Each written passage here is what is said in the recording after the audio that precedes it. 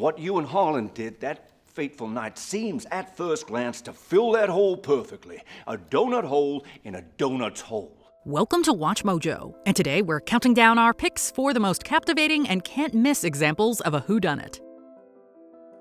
Number 30, Hot Fuzz. At least consider interviewing the widow. Martin Blower was clearly having an affair with Eve Draper. Ooh, and how did you establish that? Because we sat through 3 hours of so-called acting last night, and the kiss was the only convincing moment in it. There can occasionally be a fine line between satire and insults, but there's thankfully no denying the labor of love Edgar Wright and Simon Pegg brought to the table with Hot Fuzz. This send-up of mysteries, police procedurals, and action movies works because it plays within two spaces. The jokes are sure to land with anybody well-versed in their action movie Bible, while the latter half of Hot Fuzz basically leans heavily into those same tropes during its climax. Nice one, Doris. Nothing like a bit of girl on girl. This, combined with a legitimately compelling whodunit story, makes the 2007 film feel both meta and timeless with regard to its execution. Number 29, The Last of Sheila. If there's any film on this list that remains criminally unseen, it might just be The Last of Sheila from 1973. The momentum has admittedly slid, thankfully, in the direction of reinvestigation when it comes to this whodunit, as more and more people get on board for a murderous pleasure cruise. All right, now squeeze in closer. Come on, squeeze in closer, you'll be out of the picture. And I don't mean this one. Perfect. The Last of Sheila focuses its narrative upon a Clue-esque parlor game that winds up having deadly consequences. The setup is unique and clever, while the ensemble cast brings glamour and talent to a script that brings out the best from Diane Cannon, James Coburn, and Ian McShane. Don't just take it from us, however, since both Edgar Wright and Rian Johnson have singled out The Last of Sheila as influential to their work. I'm here because I've got a client to keep and one to get. What's your excuse? I'm trying to hold on to a husband who's trying to hold on. With your money? Number 28, Blood and Black Lace. The giallo genre is a uniquely Italian sector of film history, one that embodies both style and substance within its lurid Technicolor murder mysteries. Directors like Mario Bava trailblazed these cinematic takes on Italian Il Giallo Mondadori crime novels with films like The Girl Who Knew Too Much and Blood and Black Lace. What was she like? She was rather lively. Perhaps lacking discipline. Nothing seriously wrong with her. The latter in particular showcase the maestro's keen visual eyes, as gorgeous splashes of color are juxtaposed against murder set pieces that were certainly visceral for their time. Meanwhile, the film's setting within the world of high fashion makes Blood and Black Lace feel glamorous, even as the body count begins to rise and the mystery deepens. He must have used a red-hot poker. He must have been a madman. Or a sex maniac and homicidal fury. Against beautiful women. Yes.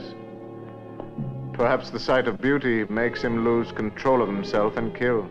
Number 27, Mystic River. Have you ever watched a movie and thought to yourself, well, that was fantastic, but I am never gonna watch it again? This was sort of the feeling we experienced after finishing 2003's Mystic River. Is she in there? Get off me, son! Is that my daughter in there? Is that my daughter in there? No!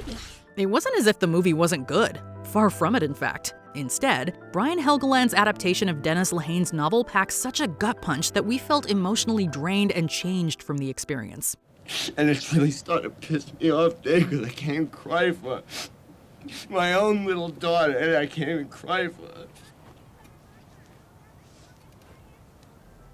Don't let our viewing of Mystic River dissuade you from checking it out for the first time, however, since this tale of murder, trauma, and mistaken identity is a truly transformative experience that will get under your skin and live there, perhaps whether you like it or not. Number 26, Deep Red. Director Dario Argento is another legend of Italian cinema who will forever be linked to that country's giallo cycle.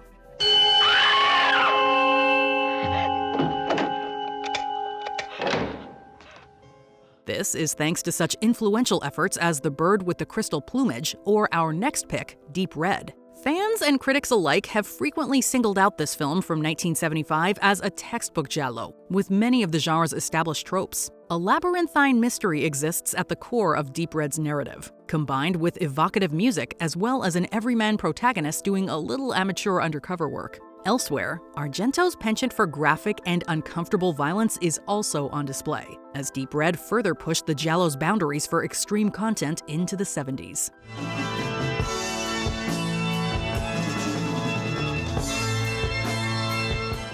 Number 25, The Nice Guys. If the film noir cycle is best known for its heyday in the 1940s and 50s, then perhaps it's the 1970s that have become synonymous with gritty realism. This is just one of the reasons why we dig The Nice Guys so much, since this 2016 film feels like it manages to work within both of those worlds. It's just Fred's never been gone this long before.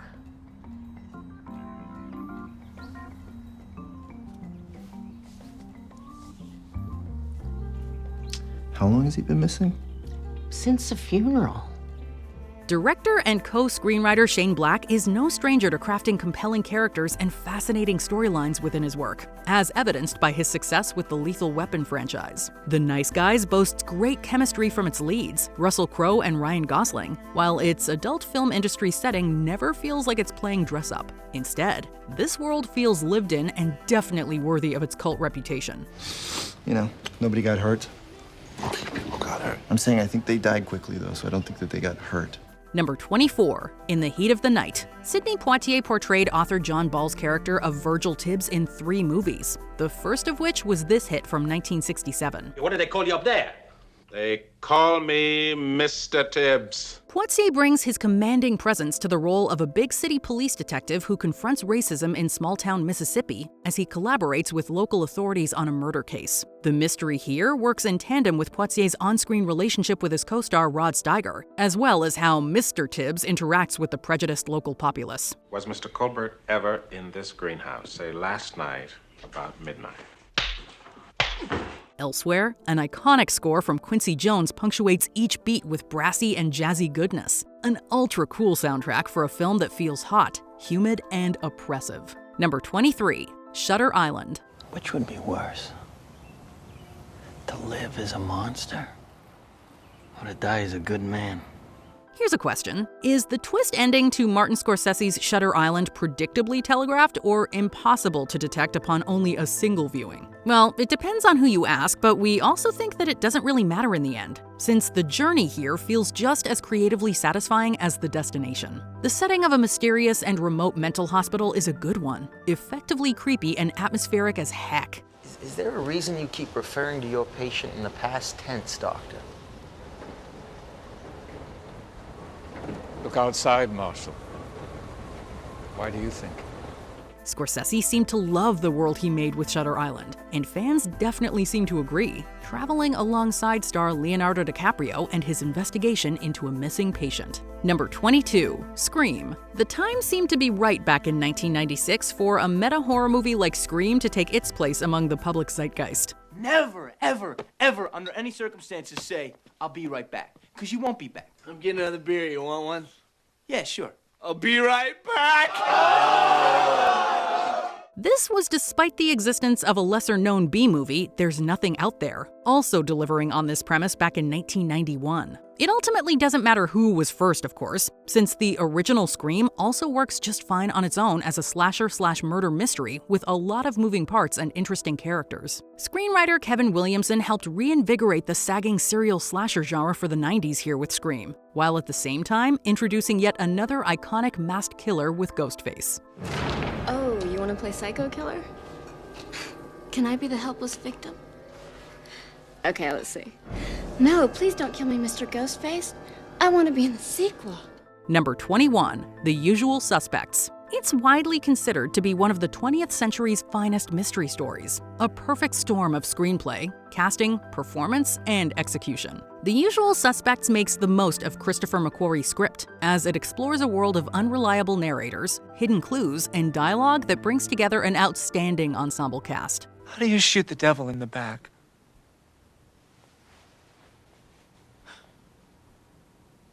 What if you miss? The film, as a result, often invites repeated viewings from those who are anxious not only to catch all of those hidden messages, but also to re-watch that iconic twist ending, where the true identity of criminal mastermind Kaiser Soze is finally revealed. The greatest trick the devil ever pulled was convincing the world he didn't exist. And like that,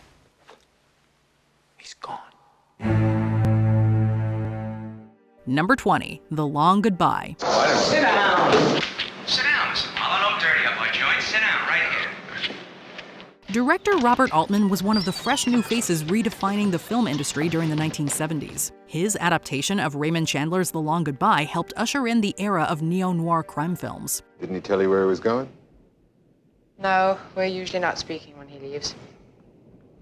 How long's he been gone? Almost a week. A week? Weren't you worried? I mean, waiting a week before you call somebody to find your husband. What's you implying, Mr. Marlowe? Eschewing the high-key dramatic lighting for a more realistic look, Altman brings murder into the light of day. Altman's loose, improvisational style injects fresh vitality into the classic hard-boiled detective tale. Elliot Gould stars as P.I. Philip Marlowe. Listen, Harry, in case you lose me in traffic, this is the address where I'm going. You look great. Harry, I would straighten your tires a bit. Unlike Humphrey Bogart's take, Gould's Marlowe is a laid-back yet sharp-witted detective navigating a labyrinth of deceit. With its unpredictable characters, haunting score, and layered storytelling. Do you think it's funny? To steal $355,000 from Marty Augustine? Jack, let me see that knife. Oh, with pleasure, Marty. Give it to me. The Long Goodbye blurs the lines between friend and foe, good and evil. The hell, nobody cares. Yeah. Nobody cares but me. Well, that's you, Marlowe. You'll never learn. You're a born loser. Number 19, Brick. Kara told me you know where M's at. Uh-huh. And why are you looking for M? She asked for my help. Uh-huh. Long before Knives Out, Rian Johnson dove headfirst into the detective genre with his brilliant film Brick. Johnson blends the gritty, stylized tropes of classic film noir with the unexpected setting of a California high school. This bold reimagining of the detective story follows Brendan, played by Joseph Gordon-Levitt. All right, I need you off my back completely for the next few weeks. There might be some heat soon. Brendan is a well-known teen detective who must investigate the murder of his ex-girlfriend. The film's unique dialogue and moody cinematography lend a surreal edge to its high-stakes plot. Every character, whether Brendan's ally or adversary, is mired in their own murky desires. Emily tried to get with Brad and I about 3 months ago, and you stonewalled her. Oh, all right. If you've already got the world's address. The high school world Johnson builds is both familiar and unsettling, and one filled with darkness. She saw you and she ran like she saw some devil. She took the hit. Dode hit her away, but the pin was onto her. He tracked her down and told her to meet, that they'd make good. He gave her a time and a place and sent Tug. She'd get this straight. But maybe you would tuck Tug up. Or maybe he just blew a fuse, but when Em sprung it on him and she had her kid, he did what anyone could count on Tug do. Number 18, Charade. Well, wasn't it Shakespeare who said when strangers do meet in far-off lands, they should ere long see each other again? Shakespeare never said that. How do you know? 2 years after dazzling audiences in Breakfast at Tiffany's, Audrey Hepburn co-starred with Cary Grant in Charade. That's the trouble, you're too old for me. Can't you be serious? Oh, you just said an horrible word. What did I say? Serious. When a man gets to be my age, that's the last word he ever wants to hear. I don't want to be serious. Mystery, suspense, romance. Charade has it all. Part romantic comedy, part crime caper, the two superstars ride the waves of intrigue and romance from the Alps to the streets of Paris. The chemistry between Audrey Hepburn and Cary Grant is electric. Where's the money? I don't know. They killed Charles to get it, but he must not have had it with him on the train. So they think he left it with you? But he didn't. I've looked everywhere, and if I don't find it, they're going to kill me. After a lovely mountain vacation, Regina returns to Paris and discovers her murdered husband's double life and missing fortune. She's drawn into a dangerous chase with Peter, a man of uncertain loyalties. With clever twists, sharp dialogue, and a memorable score by Henry Mancini, Charade captivates with each turn. Charade balances tension and humor, while immersing the viewer in a memorable European mystery. You're running out of time. I've come too far to turn back. I swear I'll kill you. Make up your mind, Mrs. Lambert, now.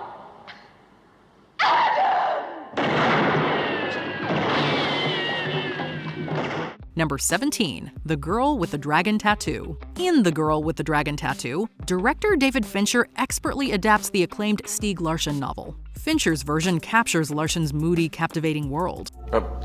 You were here that day, yes? I came in a little later after the accident on the bridge with a 4:30 train.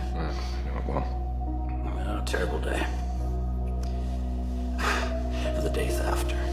Set against the bleak Swedish winter, It follows journalist Mikhail Blomkvist and the enigmatic hacker Lisbeth Salander as they unravel a family's sinister history. They avoid danger at every turn, excavating a maze of secrets and corruption. Your father was taking pictures that day that no one has seen.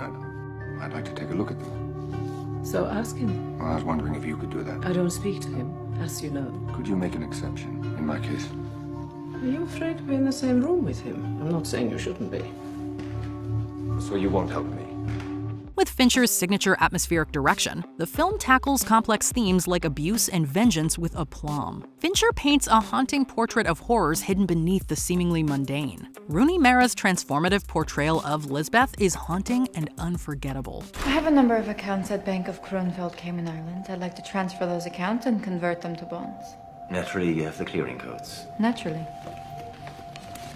How many accounts will you be transferring? 30. Number 16, The Third Man. Had a bit of a shock, haven't you? You could do with a drink. Could you buy me one? I haven't got any Austrian course, thanks. In the aftermath of World War II, Vienna was a hotbed of political and criminal intrigue. That is the backdrop of The Third Man, easily one of the greatest film noirs of all time. The film begins by following American writer Holly Martins, a new arrival searching for his old friend Harry Lime. He's devastated to learn that Harry has apparently died under suspicious circumstances. There was a third man there. I suppose that doesn't sound peculiar to you. I'm not interested in whether a racketeer like Lime was killed by his friends or by an accident. The only important thing is that he's dead. But Lime was no angel, and his murky past immediately pulled Holly into a dangerous criminal game. As Holly investigates both Harry's mysterious life and even more mysterious death, he is thrust into Vienna's black market underworld. With striking cinematography, angular shadows, and Anton Karas's zither score, The Third Man creates an atmosphere that is as thrilling as it is unsettling.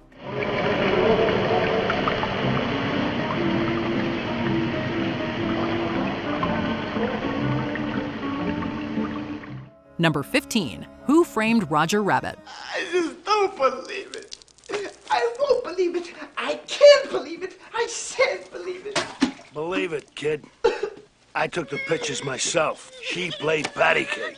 Bugs Bunny meets Mickey Mouse in Who Framed Roger Rabbit, a groundbreaking blend of live action and animation. Aw, poor fella. Yeah, ain't I a stinker? Set in a dazzling 1940s Hollywood where toons and humans coexist, Roger Rabbit is a murder mystery the whole family can enjoy. The story follows down-on-his-luck detective Eddie Valiant, played by Bob Hoskins. Valiant harbors a not-so-subtle bigotry towards toons. That complicates matters as he is reluctantly drawn into a mystery involving Roger Rabbit, a zany toon accused of murder. What begins as a simple case of infidelity explodes into a plot involving corruption, greed, and the fate of Toontown itself. Not my Jessica. Not patty cake. This is impossible. I don't believe it. The film's innovative visual effects wowed audiences and set a new standard for blending animation with live action. That was a pretty funny dance you did for the weasels. Do you think your days of being a sourpuss are over? Only time will tell. Yeah, well, put it there, pal. Number 14, Gosford Park. One of Robert Altman's last films, Gosford Park is a brilliant ensemble murder mystery set in 1930s England. Mary. So what's the gossip in the servants' hall? Nothing, milady. An upstairs-downstairs mystery, Gosford Park is a satirical poke at class structures with a classic whodunit twist. Altman's deft direction immerses viewers in the intersecting lives of the characters, and the Oscar-winning script offers biting social commentary. Tell us about the film you're going to make. Oh, sure. It's called Charlie Chan in London. It's a detective story. Set in London. Well, not really. Most of it takes place at a shooting party in a country house, sort of like this one. The story unfolds at an opulent country estate, where aristocrats and their servants gather for a weekend hunting party. When the wealthy host is found murdered, tensions simmer as secrets and resentments surface. Lady Trentham, if you would be kind enough to join us for some questions. If you wish, Inspector. I'm afraid I won't be much help. But I suppose on a day like this, we all have to pull our weight. With a star-studded cast including Maggie Smith, Helen Mirren, and Clive Owen, every character adds a layer to the intricate plot. Lost him. He'll never know me now. Oh, at least your boy's alive. He's alive.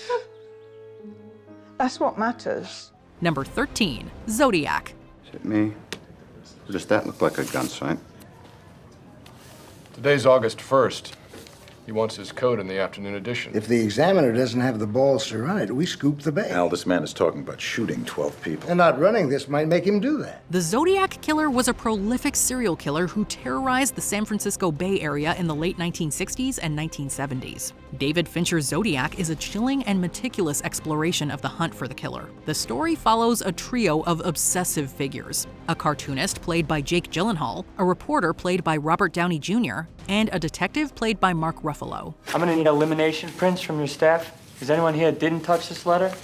The three men delve into the killer's cryptic messages and brutal crimes, trying to crack his ciphers and get into his head. Each becomes increasingly consumed by the search for the truth. Fincher's direction brings a slow-burning tension to every frame. It is, at its core, an atmospheric tale of obsession. Darlene Farron worked at the Vallejo House of Pancakes on the corner of Tennessee and Carroll.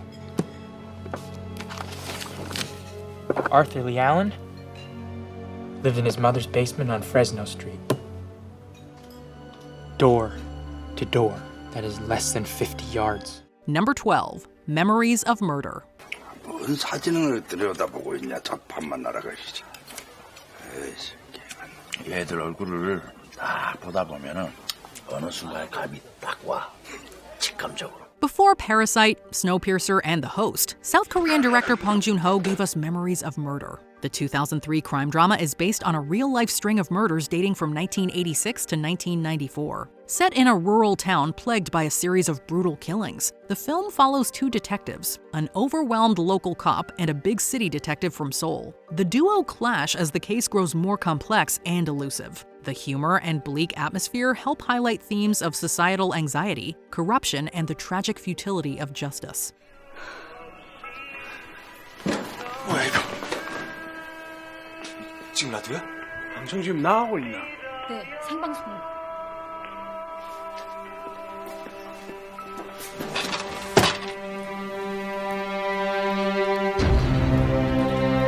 아, 우시네. 비상사태부터 날리고. The cinematography and unsettling realism draw viewers into the detective's escalating desperation. 자 좀 봐. 뜨거. 사진을 보라니까. 나 어렸을 때 공리의 날 집어던졌다, 저 사람. Memories of Murder is fundamentally about the toll of the unresolved trauma of crimes that wouldn't be solved for another 16 years. 내 눈 똑바로 봐.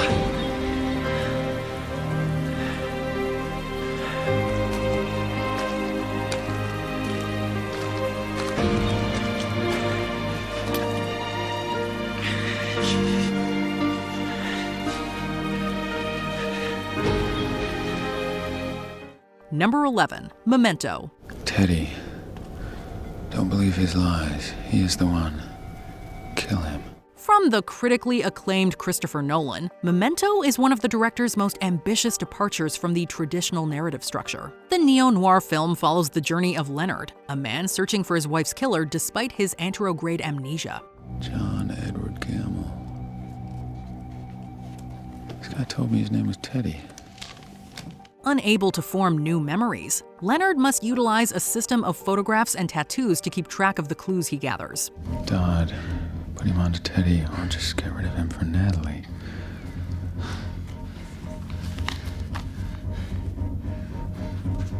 Dodd.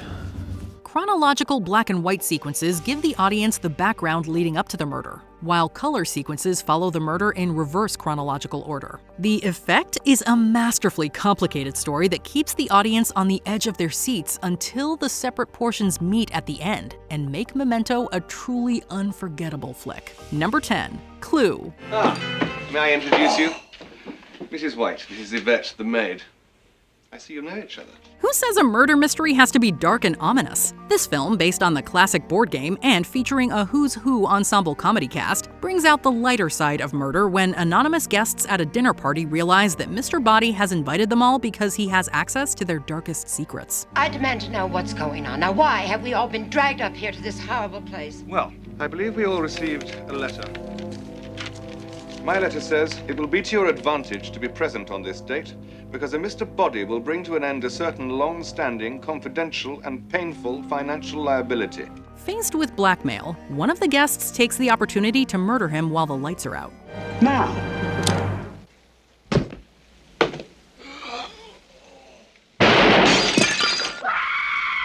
Now, the guests must discover the true identity of the killer before they are killed next. When the film was originally released, different theaters were given one of 3 endings to create a unique viewing experience for each audience, so it's not surprising that Clue ultimately attained cult status. Start of the evening, Yvette was here by herself, waiting to offer you all a glass of champagne.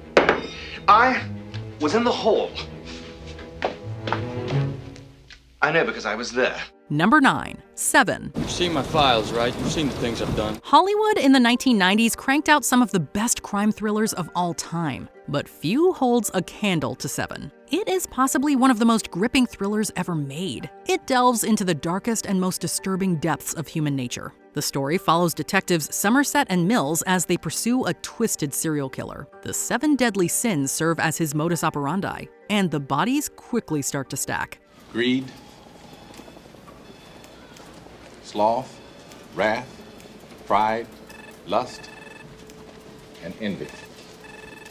7. The film is unrelenting and bleak, and its oppressive visuals are a stark reflection of the city's moral decay. Each crime scene reveals chilling clues that lead the detectives deeper into the killer's psyche, culminating in an unforgettable and shocking finale. I saw you with the box. What was in the box? Because I envy your normal life. Put the gun down, David. It seems that envy is my sin. Oh, what's in the box? Number 8. Murder on the Orient Express. My name is Ratchet.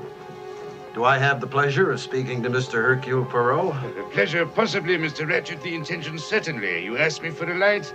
I offered you one, and you have not used it. This film is a classic example of the dark house horror genre, except for the fact that it takes place on a train. In this British flick, a group of strangers is trapped in an isolated location due to the amount of snow on the tracks. After a number of threats are made on his life, Ratchet implores Detective Hercule Poirot for protection. Uninterested in taking the case, Poirot declines. 10,000?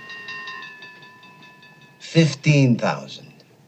Mr. Ratchet, I have made enough money to satisfy both my needs and my caprices.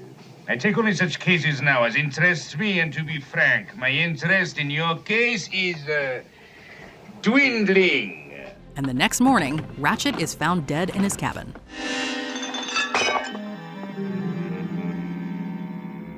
Touch nothing. With the murder on his conscience and a train full of passengers, Poirot must figure out who murdered the well-to-do businessman. And the result is a stylish and entertaining flick. I think the police at Brad would prefer the simplicity of the first solution. Number 7. The Silence of the Lambs. Good morning. Dr. Lecter, my name is Clarice Starling. May I speak with you? You're one of Jack Crawford's, aren't you? I am, yes. May I see your credentials? In The Silence of the Lambs, Jodie Foster stars as Clarice Starling, an FBI recruit caught between 2 serial killers. If you didn't kill him, then who did, sir? Who can say? Best thing for him, really. His therapy was going nowhere. She's tasked with seeking the help of incarcerated cannibalistic killer Dr. Hannibal Lecter to catch Buffalo Bill, a brutal serial killer targeting young women. As Lecter and Starling engage in chilling cat-and-mouse conversations, he toys with her vulnerabilities while providing cryptic clues. Oh, we begin by coveting what we see every day. Don't you feel eyes moving over your body, Clarice? And don't your eyes seek out the things you want? All right, yes. Anthony Hopkins and Jodie Foster deliver iconic performances that elevate the film's unsettling vibe. It is a beautiful, slow-burn blend of suspense and complex character studies. The tense pacing, eerie music, and unforgettable dialogues have cemented The Silence of the Lambs as a landmark film. I do wish we could chat longer, but I'm having an old friend for dinner. Number 6. L.A. Confidential. Would you be willing to shoot a hardened criminal in the back in order to offset the chance that some lawyer... No. This entry contrasts the investigative methods of 3 drastically different detectives in 1950s L.A. Ed Exley serves as the righteous hand of the law, agreeing to testify against crooked cops. Justice has to be served. Of course I'll testify. I'm glad you feel that way, Edmund. Most of the men don't. That's because they think silence and integrity are the same thing. Bud White is the hothead with a penchant for roughing up criminals. Jack Vincennes is just in it for the money he can make giving hot tips to tabloids about the latest celebrity arrests. Though their cases differ, the intricate way these detectives work together to solve them has made it both a critic and a fan favorite. Much of the story is based off of real events involving police brutality and gang-related crime, and that realism shows. Captain Smith has been assuming control of organized crime in the city of Los Angeles.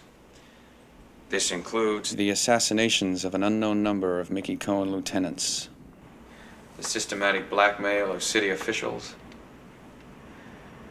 and the murders of Susan Lefferts, Pierce Patchett, Sid Hutchins. Number 5, Knives Out. We're ready for you now. We'd like to see you one at a time. All right.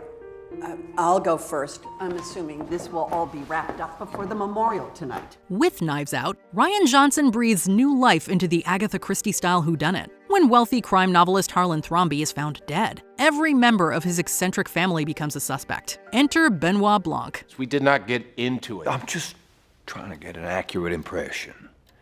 Harlan took you aside at the party. When you returned, you were chastened. What did Harlan say to you? A charmingly unconventional detective played by Daniel Craig. Armed with a sharp eye for deception, Blanc expertly unravels secrets, motives, and alibis. The pacing keeps the mystery engaging and unpredictable, with witty dialogue and vibrant characters keeping the audience glued to their seats. Mr. Hugh Ransom Drysdale, you might tell us all why you hired me. Why I hired you. The film's success paved the way for Glass Onion, a sequel that leans into Blanc's silliness as he untangles new puzzles on a billionaire's secluded island. It's like putting a loaded gun on the table and turning off the lights. Number 4, Rear Window. Wait a minute, Gunnison. Now, you've got to get me out of here. 6 weeks sitting in a 2-room apartment with nothing to do but look out the window at the neighbors. No list of murder mystery thrillers would be complete without Alfred Hitchcock. With Rear Window, the master was somehow able to create one of the most brilliant mysteries ever, wherein the protagonist almost never leaves his home. At its heart, Rear Window is about voyeurism, suspicion, and secrets hidden in plain sight. Confined to his apartment with a broken leg, photographer L.B. Jeff Jeffries passes the time by observing his neighbors. What begins as harmless curiosity takes a dark turn when Jeff becomes convinced he's witnessed a murder across the courtyard. It's a secret private world you're looking into out there. People do a lot of things in private they couldn't possibly explain in public. Like disposing of their wives. Get that idea out of your mind, it'll only lead in the wrong direction. Jimmy Stewart delivers a masterclass, ramping up tension with his growing sense of confinement and terror. Oh, no.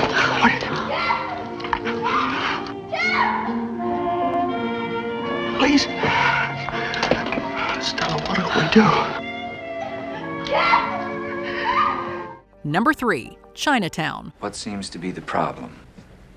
My husband, I believe, is seeing another woman. No. Really? I'm afraid so. I am sorry. This Roman Polanski film tells the story of Jake Gittes, a small-time PI who spends his days chasing cheating husbands. How'd you get past the guard? Well, to tell you the truth, I lied a little. You look like you've done well by yourself. I get by. While investigating an engineer for the LA Department of Water and Power, Jake realizes he's been set up. The woman who hired him wasn't the real wife, and the next day, the engineer is found dead in a reservoir. In a place as dry as Los Angeles County, the price of water is going up, and someone is killing to control where it goes. The title symbolizes the feelings of confusion and frustration police often felt while investigating in Chinatown. You're dealing with a disturbed woman who just lost her husband. I don't want her taken advantage of. Sit down. What for? You may think you know what you're dealing with, but believe me, you don't. While the neo-noir flick itself earned 11 Oscar nods and a spot in the National Film Registry. He killed Mulray because of the water thing. I'm telling you, just listen to me for 5 minutes. Oh, lock him to the wheel of that car. Number 2, M. Dass ich dir auch schon mal gesehen habe, wie du hinter der Kleinen aus dem 4. Stock der Treppe aufgegangen bist. Du bist mal verrückt, du Schweinskerl! Wer ist ein Schweinskerl? Ich? Oder der Herr die kleinen Mädchen zuerst. Saukerl, du! The oldest movie on our list comes from Austrian-German filmmaker Fritz Lang. After a series of child murders, the police tried desperately to find the killer by shaking down known criminals. Verärgerung der Passkontrolle. Durchsieben der ganzen Stadt. Razzien. Immer neue, immer schärfere Razzien. Upset by the interruption of their businesses, the crime bosses take the matter into their own hands. M criticizes the ability of police to catch murderers despite the new forensic tools at their disposal, and warn parents about child neglect. Lang also presents the moral contradiction of criminals, including other murderers, who take it upon themselves to catch the killer. His first sound film, M is also notable for Lang's use of several new techniques that made it a cinematic masterpiece. Hey, warum habt ihr den Strickleiter hochgezogen? Before we continue, be sure to subscribe to our channel and ring the bell to get notified about our latest videos. You have the option to be notified for occasional videos or all of them. If you're on your phone, make sure you go into your settings and switch on notifications.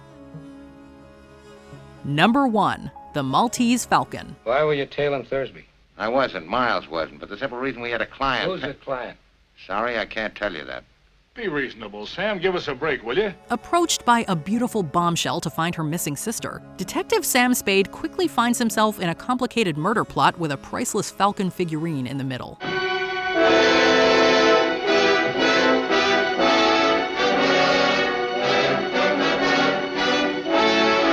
This film is notable for both the top-notch casting of Humphrey Bogart and Peter Lorre, as well as the technical direction of John Huston. Despite The Maltese Falcon being his first film, Huston was also able to use peculiar lighting and unusual camera angles to make it an iconic film. Huston also challenged the physical limits of cameras at the time with intricate flowing shots. We've got to have a fall guy. The police have got to have a victim. Somebody they can pin those 3 murders on. 3, but it is only 2 because Thursby certainly killed your partner.